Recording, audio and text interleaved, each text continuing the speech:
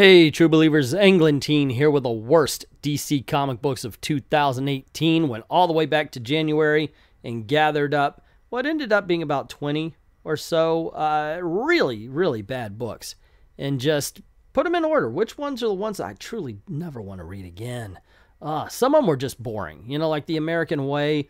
I wanted to put it up there. And some of these books actually represent a whole big ton of books, or a few. And I'll mention that as we go along in the list. Alrighty. Anyway, I guess that's all I got to say about that, so let's get this party started. We're going to start with the runner-ups, the ones that just didn't make it into the top 10. Of course, I've got them in order, so basically this is a top 15 list. So, at number 15, we have Catwoman number 1. Great art by Joelle Jones. This is why it's right there at number 15. The problem is the story. It is just so bad. First of all, this is right after, I mean, literally released on the same day as Batman number 50. And we know what happened in that one, and that was bad enough. But to me, the follow-up was worse. The fact that Catwoman goes through this entire thing and barely a mention of what she had just done to Bruce Wayne, even though they were going to get married. And then the consecutive issues just kept getting worse, while still remaining to be one of the dullest stories I've ever seen Selina Kyle be a part of. At number 14, the next runner-up is Heroes in Crisis. Now, I know there are some people who love this book, and God bless you for it. I'm happy for you. Things like the fight between Harley Quinn and the Trinity, Wally West's off-screen death, Roy Harper's off-screen death, it just doesn't seem like there's a lot of respect for the characters. And if one thing I've always said is, if you're going to have a message in your book, by all means, please let the story carry the message. Don't let the message carry the story. And that's how I'm feeling. I'm feeling this is DC's version of a book that is all message and no story. As a matter of fact, there's so many things going on without it connecting. It all seems to be like, hey, eventually it's all going to make sense, but for right now, it's just going to be a muddled mess, so bear with us. I'm sorry, I don't want to bear with you through a muddled mess to get to a story that, frankly, I'm losing more and more interest in with every consecutive book. Number 13, the next runner-up is Deathbed. Deathbed is one of those examples of bad art that can derail a decent story. That being said, what started off as a decent story ended up just being a let's see what we could throw at the wall, or let's throw it at the wall and see what sticks, basically, of ideas. This is, I don't know if you guys have ever seen that Sherman kind of thing. There was this explorer who would tell stories of ridiculous adventures he had, and then everybody doubts him, and then at the end you find it to be true. That's this book in its entirety, except for with vulgarity and a lot of full frontal male nudity. And the second runner-up at number 12 is... I had actually contemplated putting The Dreaming on this because, you know, it's Sandman. But then I realized that's exactly why I have to put this on this list. And no, it didn't get into the top 10, but this is one of the most disappointing books. This actually will make you lose interest in the Sandman universe. Sandman's got prestige to the name, man. This is something that when you hear it, you think about the 90s series, the late 80s, early 90s series, and it's just one of the best books, the best series ever put to pen and paper. It's incredible. And then you get to this, and it's uninspiring. It's uninspired. It's boring. It's dull. It rehashes old ideas. Every time you think they may have a breakout of an idea, it's just that they squash it, or they go the most obvious route in every issue. I'm sorry, I just can't recommend this. Wait, do you have insomnia? Then I can recommend it. Otherwise, no, pass. And at number 11, we have the runner-up to the top 10. Black Lightning, Cold Dead Hands. Man, it's hard to read a comic book when your eyes are rolling up inside of your head. That's the problem with this. Holy Toledo. It wasn't just the gun control, but it really did try to cram in every freaking far left talking point that they could put into it. It was a fail on that level. It wore its politics on its sleeve. As I said earlier, the message was the story instead of the story pushing the message, the message pushed the story, and that was the biggest problem with this. And like I said, if your eyes are going, ugh, God, really? It's hard to enjoy the comic. I hate this because I've always loved Black Lightning, ever since I was a little kid and I read it in the 70s. Dude, this character deserves better than this book. Alrighty, time to get this top 10 started. And at number 10, we have Plastic Man. Wow, this is the definition of diminishing returns. I actually enjoyed this first issue, except for Wang. It just, that's not a slang word. It's just dick, okay? But Gail Simone threw it all over everywhere. Oh man, that's Wang. That's a dick, Gail. You're saying that's dick. Anyway, it just got worse and worse as the miniseries went on, which is very sad. I love Plastic Man. He's one of my favorite characters. I've got a t-shirt. I've got a Plastic Man t-shirt. And you know what? This is making me feel bad that I do. I love this cover, though. It's a really good cover. I have to give credit where credit is due. But what's inside the covers? Absolute garbage. Number 9. Hex Wives. The biggest problem I have with Hex Wives is I love the premise, and I hope it gets better, but right now, unfortunately, here it is at number 9 in the top 10 worst. I like the premise because basically it's witch hunters capture a whole bunch of witches, and in order to keep their eyes on them, kind of domesticates them, makes them the Stepford wives, and turns them into their wives. And I thought, wow, that is a very interesting premise, and it's kind of weird that it would be published today, what with the sexual politics and everything like that. Unfortunately, the execution was off. And once again, this is a premise that deserves better art. It's a premise that deserves a better artist or writer. And hopefully they get that going forward. But for right now, sorry, gang. It's not all that great. Number 8. Harley Quinn. Now, I would like to say this is for the book, which, aside from a story with the Joker in it earlier this year, has not been all that much fun. It's been bad. And at one time, I think she went to be a Fury in Apocalypse. And yeah, but unfortunately, this is for Harley Quinn. Not just the book, but the character. Heroes in Crisis, this book here, she's old lady Harley. She's everywhere destroying everything. She's become DC's Deadpool. And like Marvel, a lot of times they don't know how to write for Deadpool, and instead of being funny, instead of being clever, instead of being smart, just loud.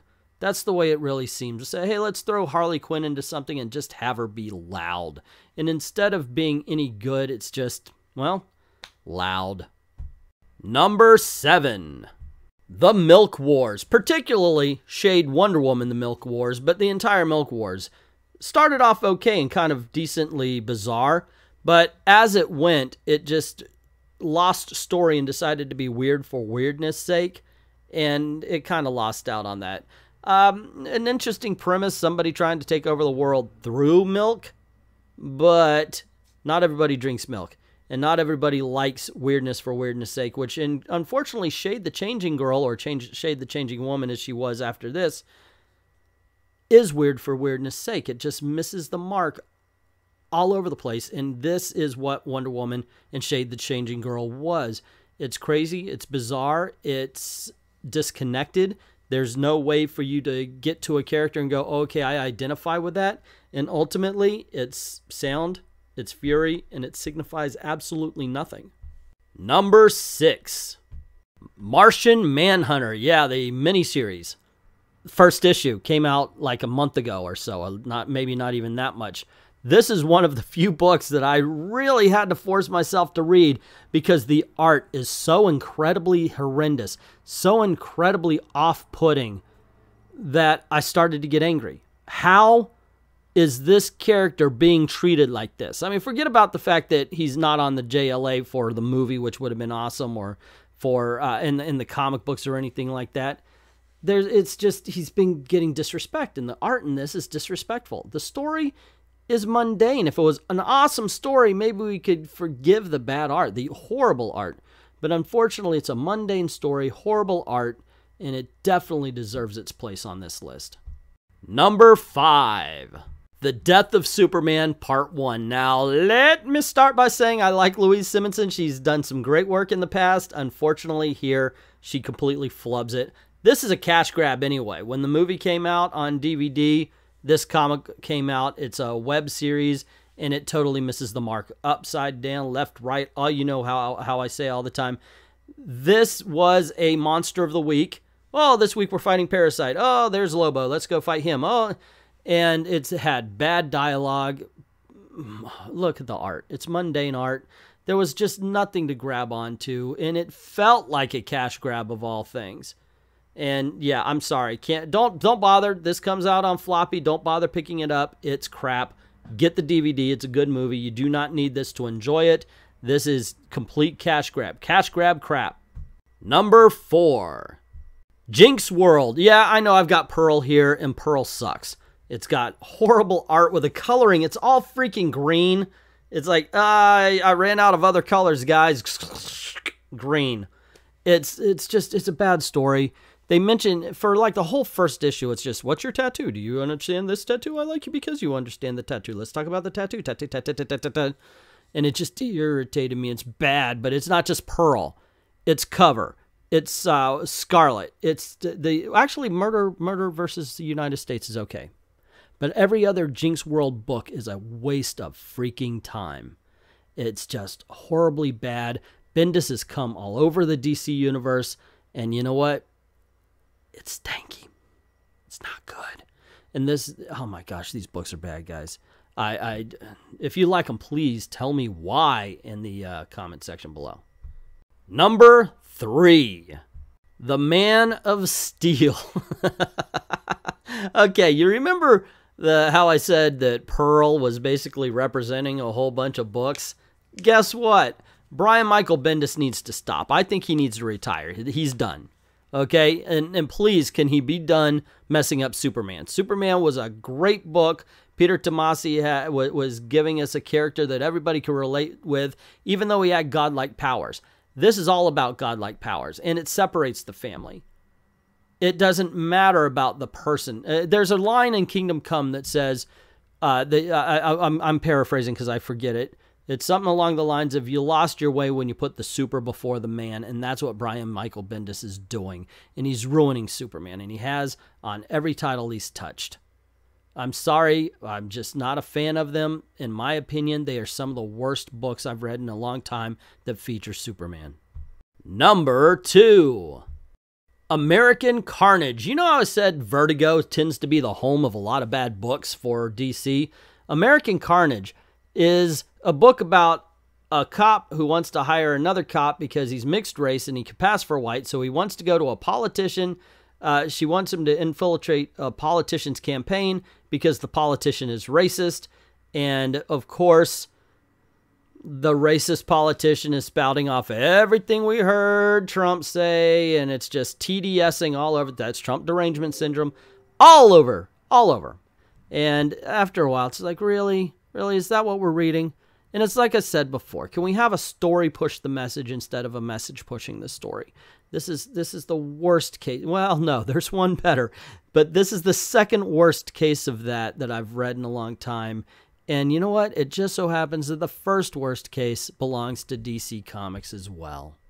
And the number 1 worst comic book from DC Comics in 2018 is Border Town. But somehow, I think you knew that. I have a feeling this was expected to be at number 1. And here's the thing, this is all on paper. I know there was a little controversy. I've done a video about Eric Esquivel. In all honesty, it doesn't even figure here. Yeah, it's bad art, it's bad writing, and it's incredibly offensive. This book is an offensive book. One of the worst things about, one of the most offensive things, and I really, if you've read this, I hope you understand what I'm saying.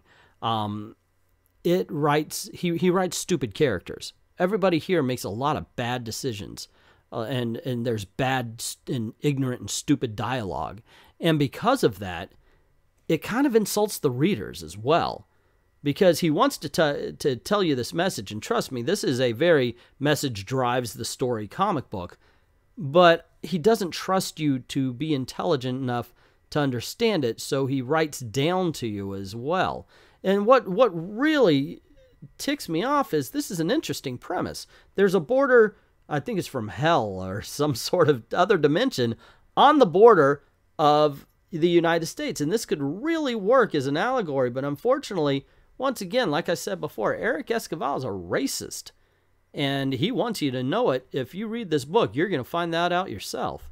So there you go, gang. I guess if I'm like wrapping up DC as far as the worst of DC is concerned, I'm afraid that I don't think we've seen the worst of what's going to happen. For some reason, they decided what was bad about Marvel last year, and by that I mean 2017. I know it's 2019 at this recording. They think is going to be good for 2019 DC. I really think that's going to happen, and hopefully I'm wrong. I hope I'm wrong, but I very seldom am. I know that sounds arrogant, but hey, it's true. Anyway, let me know what you think. Let me know if what did I leave off the list? Was there a book that you thought was far worse that deserved to be on the list? Is there a book like maybe Catwoman that you thought didn't deserve to be on even the runner-up? Let me know in the comments below. I'd love to hear your opinion. I'd love to hear your top 10 list of worst comics for DC. And don't forget to go check out the top 10 best comics from DC. I put that video out a little bit earlier, and that's a lot of fun. Please click like, share, get word out about the channel. Hit subscribe if you haven't done it already. And don't forget to ring that bell, because YouTube really focuses on the bell rather than the subscription list. Now, I've got a Patreon page, and I'm going to open a Ko-Fi tomorrow or the next. And please help out the channel. Go on over, drop $1 in the till.